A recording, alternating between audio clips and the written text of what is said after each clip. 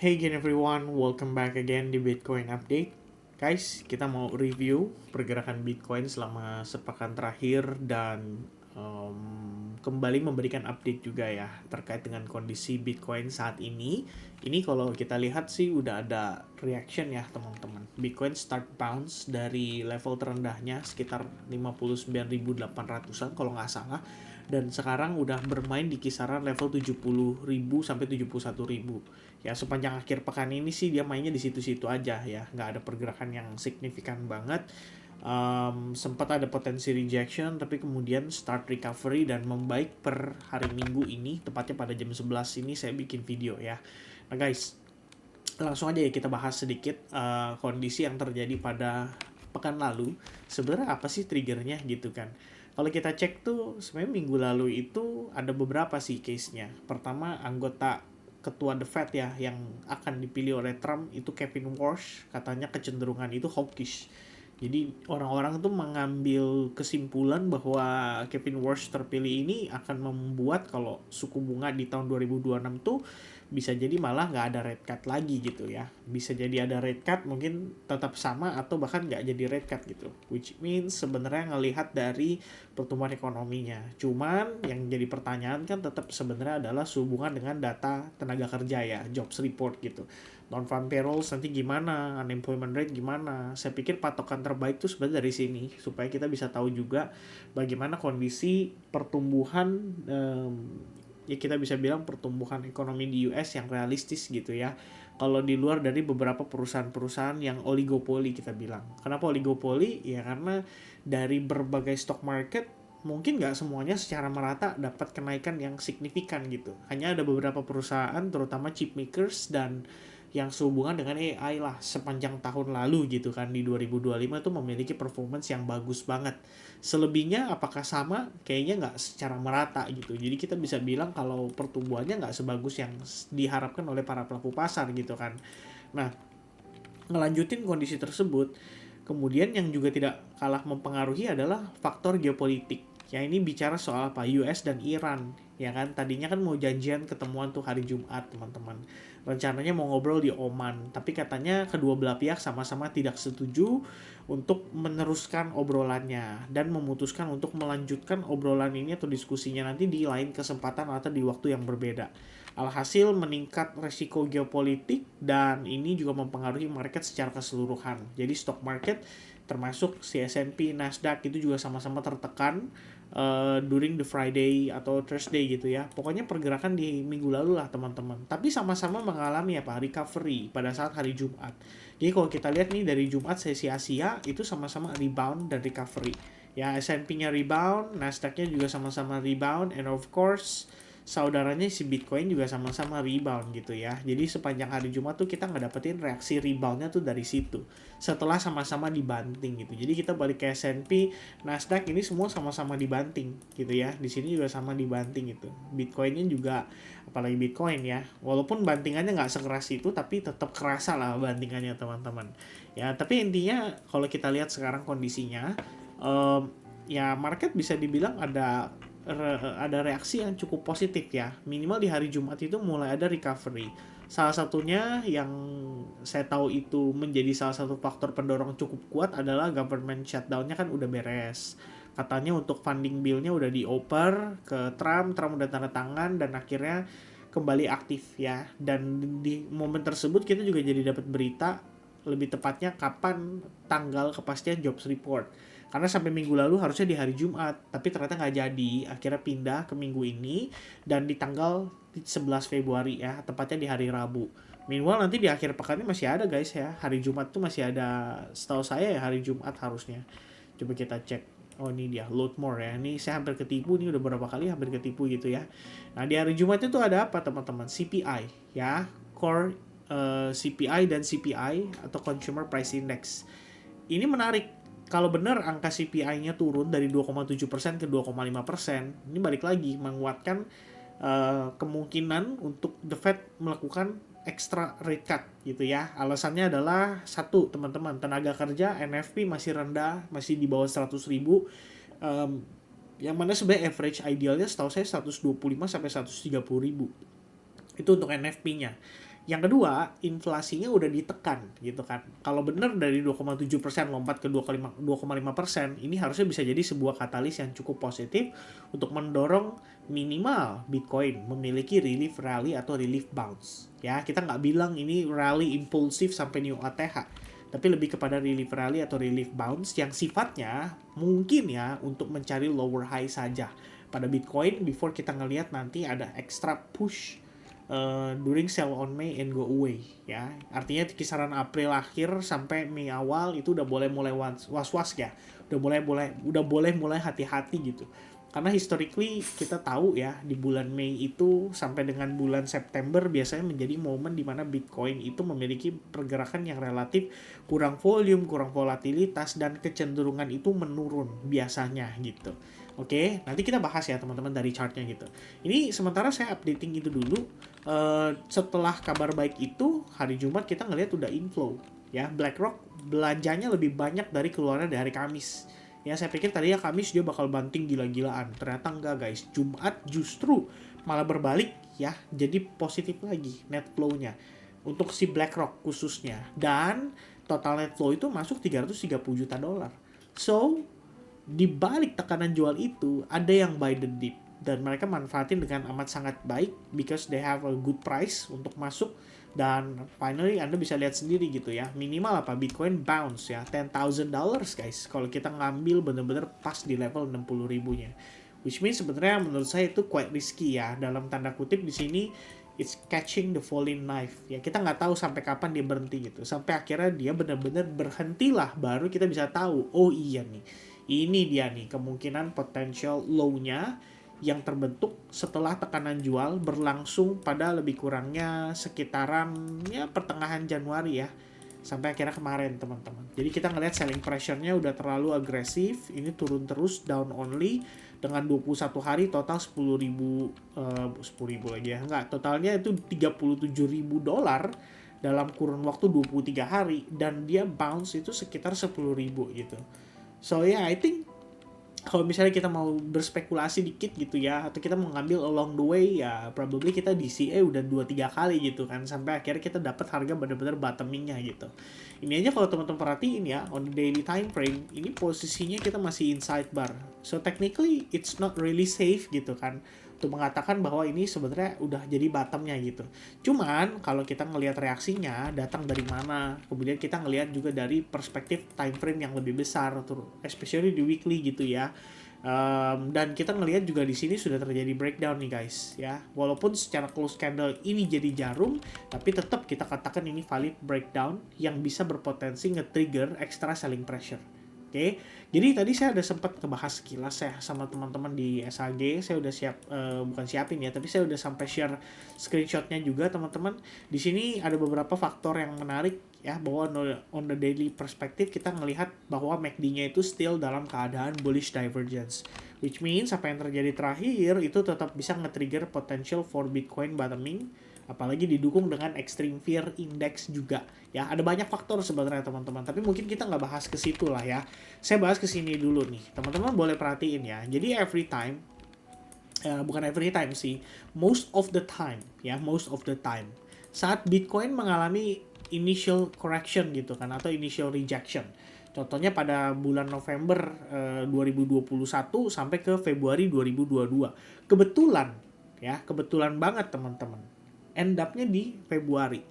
Masuk ke awal Maret itu sempat mengalami apa teman-teman, kita bisa bilang relief rally, relief bounce ya. Jadi kalau kita ambil patokannya dari 2021-2022 bear market, teman-teman bisa lihat bahwa Bitcoin di sini itu mengalami koreksi 49%. Lebih sih sebenarnya, ini 50% ya tuh. Saya ambil paling bawah tuh ya. Dari atasnya sekitar 69.000 turun sampai terendahnya itu di kisaran 34 ribuan 191 dengan total drop sekitar 50% dari puncaknya ya. Habis itu ada relief bounce sekitar 40% sampai ke kira-kira pertengahan Maret. Habis itu baru tuh masuk April sampai ke bulan Mei, Juni, Juli, Agustus hingga September ya. So far kita ngelihat Bitcoin mengalami atau terkena selling pressure-nya kemudian creating lower low dan masuk ke bear market yang lebih panjang. Oke, Akhirnya jadi total dari atas ke bawah 365 hari. Kira-kira begitu tuh. Ya, itu yang terjadi teman-teman. Jadi simpelnya ada turun, ada pullback, dan ada lower low. Oke, katakanlah kita ngambil idea tersebut, terus kita pakai idea tersebut ke sini, teman-teman sekalian, ya. Terjadi pada bear market 2018. Topnya di Desember, dia pertama kali initial dropnya itu adalah 70,23%, butuh waktu 56 hari. Habis itu ada relief bounce. Relief bounce-nya itu dari sini ke sini, guys. Dan total 97% gitu. Ya, era itu 97% karena bawahnya 5.900, atasnya 11.600. Jadi wajar, jadi 97% atau hampir 100% gitu ya.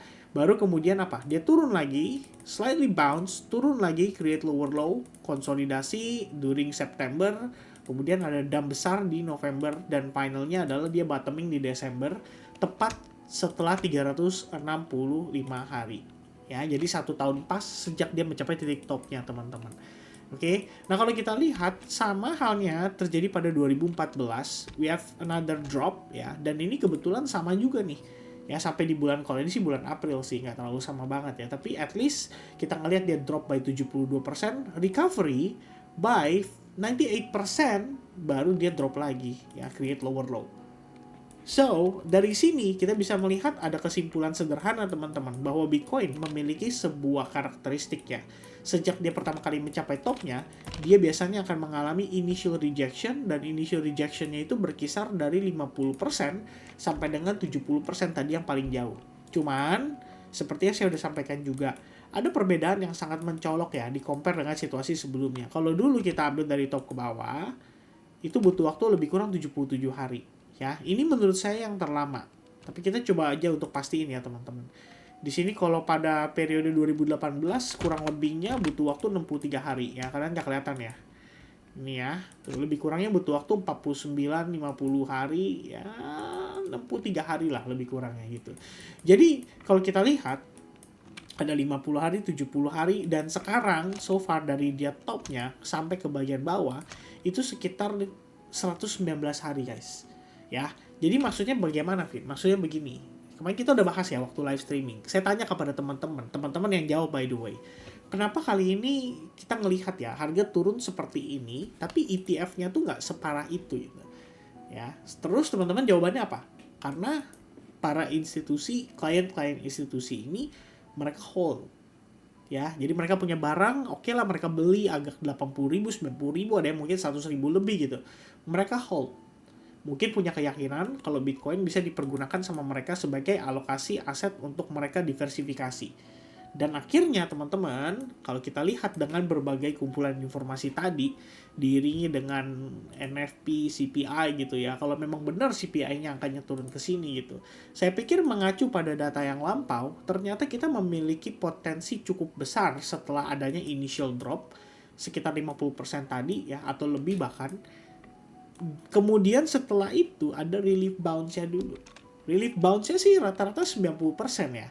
Tapi kalau kita ngambil di sini nggak 90%, katakanlah 50%, itu maka retestnya sampai ke 94.000. Oke, 94.000 hingga 95.000, that's good enough gitu kan. Dan ingat teman-teman, seperti yang saya sampaikan tadi di awal, saya melihatnya masih ada potensi untuk dia jadi lower high menuju lower low. Ya, karena ini balik lagi bukan statistik ya, tapi data yang ditunjukkan kepada kita dari tahun-tahun sebelumnya, dari cycle-cycle sebelumnya, bahwa hal seperti itu tidak terhindarkan dan bisa terjadi justru di saat yang kita lengah gitu. Saat yang kita lengah kapan yang terbaik teman-teman?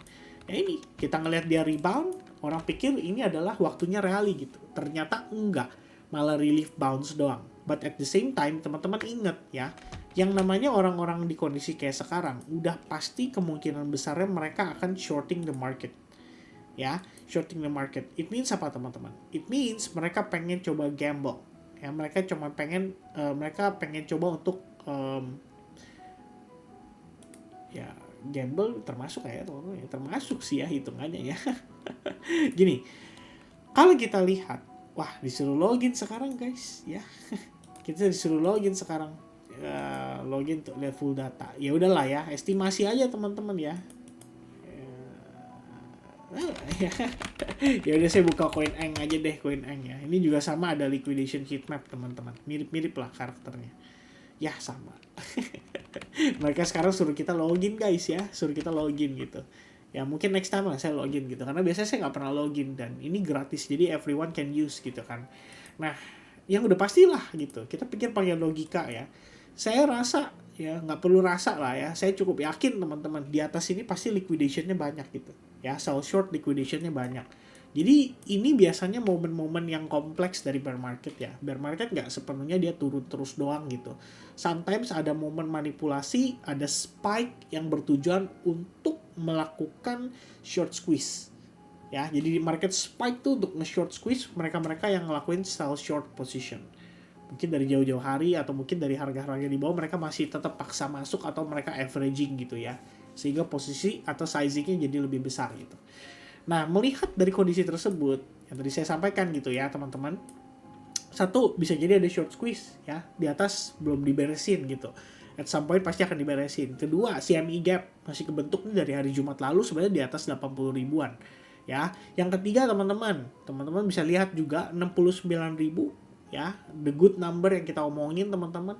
I think Bitcoin start to hold that range gitu ya. Kita ngelihat dia nahan tuh di area itu. That's why closingannya kamu bisa lihat ada jarum panjang ke bawah dengan body close itu kalau kita lihat 7 jam 28 menit gak ada masalah, berarti di atas 69.000. It means sesimpel market terakhir turun itu hanya untuk nge-fake out aja, hanya untuk melakukan long liquidation aja. Oke, so itu 3 poin teman-teman.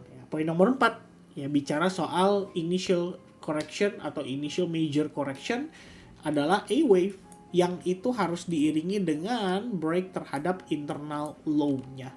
So we do have internal low break di sini dan harga udah create lower low. Walaupun jadi jarum, tapi tetap kita boleh mempertimbangkan ini sebagai awal mula saja atau baru masih tahap pertama gitu ya. Tahap pertamanya adalah A wave-nya dulu. So kalau dia naik B wave bisa potentially jadi C wave. Kira-kira begitu guys. Oke. So dengan kesimpulan tadi, saya pikir kita kan perlu cari tahu dong, kira-kira kapan ya Bitcoin terhitung atau tergolong dalam klasifikasi dia sudah reversal. Maka jawaban saya sederhana ya teman-teman. Anda bisa lihat di level $72.000. Ini merupakan previous support resistance, merupakan previous supply. Kemudian kita lihat juga dia naiknya impulse, tapi ketahannya di sana. It means level ini kalau bisa di flip akan lebih baik dan meningkatkan probabilitas untuk long bias atau setup bullish lebih perform dengan mudah. Ya, kira-kira seperti itu. For now, as long dia nggak break level itu, sebenarnya kita tetap harus raise alert, yang memperhatikan kondisi pada Bitcoin, kemudian making lean decision untuk altcoins ya, yang mungkin lagi teman-teman trading kan gitu. Jadi kalau misalnya price successfully break, ya udah, mungkin sell shortnya udah harus diturunin, di tone down gitu kan. Tapi kalau misalnya teman-teman ngelihat nanti justru ada rejection, katakanlah di Senin pagi, biasanya sesi teman-teman kan suka random ya. Seandainya dia lihat ada penurunan atau rejection lanjutan, mungkin yang tadi teman-teman punya planning pengennya short bisa jadi lebih pede. Itu aja sih teman-teman ya, mungkin yang bisa saya berikan update-nya untuk video kali ini. Overall, sudah saya jelaskan, sudah saya paparkan semua teman-teman. Semoga saja informasi yang saya deliver bisa dimanfaatkan dengan positif oleh teman-teman sekalian. Bukan sebagai decision making, tapi sebagai bagian dari referensi dan hanya sekedar opini dari saya saja. Oke, so thank you very much guys buat kalian yang udah nonton video ini sampai selesai. Semoga informasinya bermanfaat dan sampai jumpa kembali di update berikutnya. Cheers guys, God bless and bye bye guys.